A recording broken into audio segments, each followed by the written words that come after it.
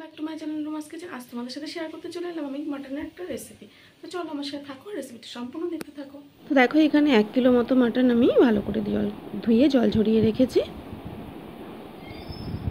তো আগেই কড়াই প্রিহিট করতে দেওয়া ছিল, তার মধ্যে সরষের তেল গরমের জন্য গরম করতে বসিয়ে দিয়েছি।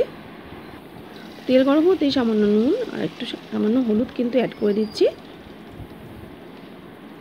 যেহেতু আমি আলু টুকরোগুলোকে ভেজে নেব, তাই তেলের ওপরে কিন্তু আগে নুন হলুদটা আমি দিয়ে নিলাম। এবার আলু টুকরোগুলোকে তেলের ওপর আমি ছেড়ে দিচ্ছি।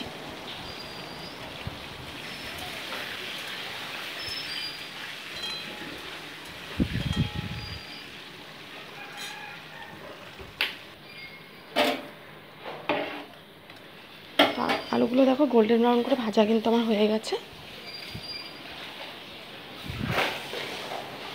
এবার আলু টুকরোগুলোকে আমি একটা পাত্রে তুলে নেব।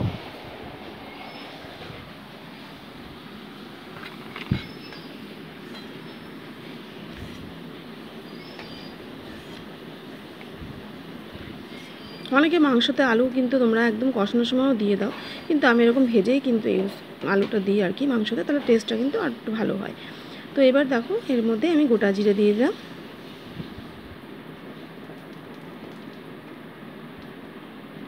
আর অ্যাড করে দিচ্ছি কুচিয়ে রাখা পেঁয়াজ। মোটামুটি এখানে আমি 1 কিলো মাটন নিয়েছি, তার মধ্যে আমি 5খানা বড় বড় পেঁয়াজ কুচি করে দিয়েছি। দিয়ে ভালো করে পেঁয়াজটাকে একটু তেলের উপরে ভেজে নিচ্ছি।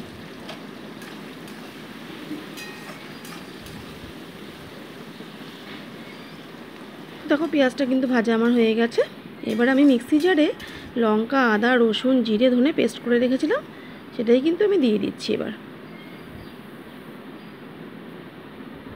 দিয়ে ভালো মতো মশলাটাকে একটু কষিয়ে নিচ্ছি।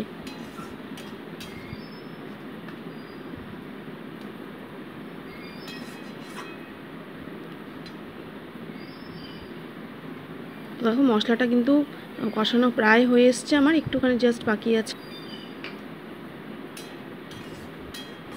এবার আমি ধুয়ে রাখা মটনের টুকরোগুলোকে অ্যাড করে দিচ্ছি। তো আগে বলে দিচ্ছি, আমি কিন্তু এর মধ্যে আগে নুন আর হলুদটা অ্যাড করিনি। তো মাটনটা দেওয়ার পরে কিছুক্ষণ কষানোর পরে আমি কিন্তু নুন হলুদটা অ্যাড করব এর মধ্যে।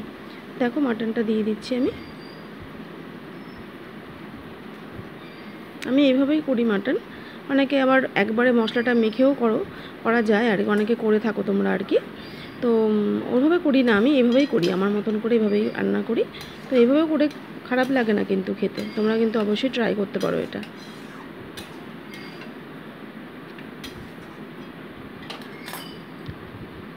তো দেখো মাটনটা হাফ কষানো হয়ে এসছে। এবার আমি দিয়ে দিলাম 2 টেবিল স্পুন মতো নুন আর 4 টিস্পুন মতো হলুদ দিয়ে ভালো করে এটাকে কষিয়ে নিচ্ছি। মোটামুটি এটাকে 15 মিনিট ভালো করে কষিয়ে নিচ্ছি আমি। তো মাটন তো কষাতে একটু সময় লাগে।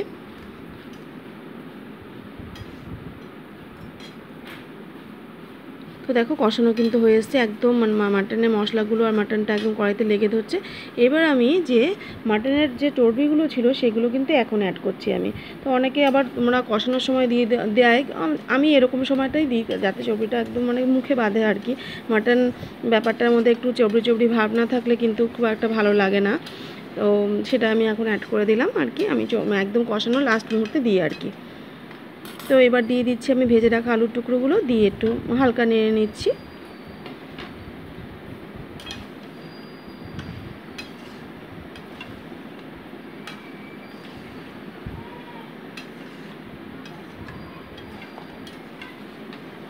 তো পাশে একটা গ্যাসে আমি একটু গরম জল বসিয়েছিলাম, সেটাই কিন্তু আমি এর মধ্যে দিয়ে দেবো। এবার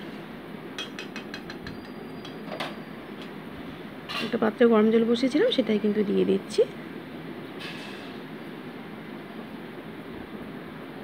দিয়ে মটনের টুকরোগুলোকে ঝোল আলুর সাথে ভালো করে একটু মিশিয়ে নিচ্ছি। নিয়ে একটা ঢাকনা চাপা দিয়ে মোটামুটি 15 মিনিট এটাকে একদম লো ফ্লেমে আমি কুক করে নিচ্ছি।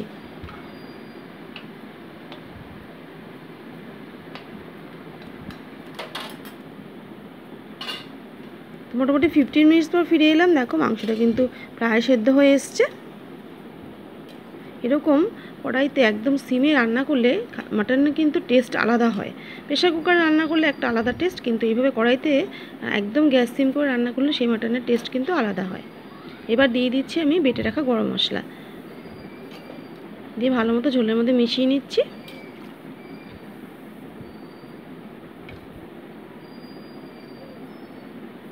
আর একটা ঢাকনা চাপা দিয়ে মোটামুটি আরও 15 মিনিটস এটাকে লো ফ্লেমে কুক করে নিচ্ছি। তো 15 মিনিটস পর ফিরে এলাম। দেখো রান্নাটা কিন্তু আমার হয়ে গেছে। তো এরকম গরম গরম মটনের ঝোল কিন্তু গরম ভাতের সাথে দারুণ লাগে। তোমরা অবশ্যই ট্রাই করো বন্ধুরা। তৈরি হয়ে গেল মাটন কারি। সম্পূর্ণ রেসিপিটা তোমাদের কেমন লাগলো আমাকে কিন্তু অবশ্যই জানিও। অবশ্যই তোমরা এভাবে ট্রাই করো, আশা করছি তোমাদেরও কিন্তু ভালো